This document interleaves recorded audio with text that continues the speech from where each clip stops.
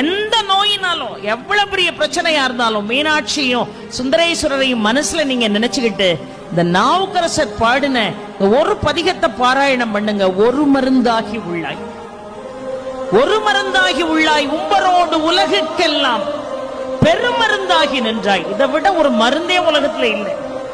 ஒரு மருந்தாகி உள்ளாய், உம்பரோடு உலகுக்கெல்லாம் பெருமருந்தாகி நின்றாய், பேரமுதின் சுவையாய் கருமருந்தாகி உள்ளாய்.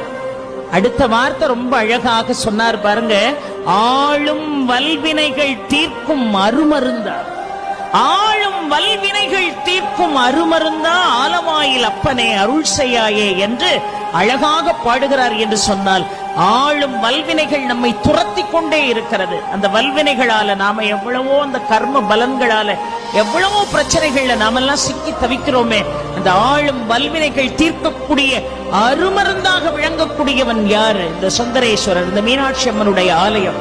ஆக இந்த ஆலயத்திற்கு வருகை தந்து ஒவ்வொன்றையும் அதை ஒரு நாள் முழுதும் பார்த்தா கூட அந்த ஆலயத்தை பார்த்து முடிக்க முடியாது.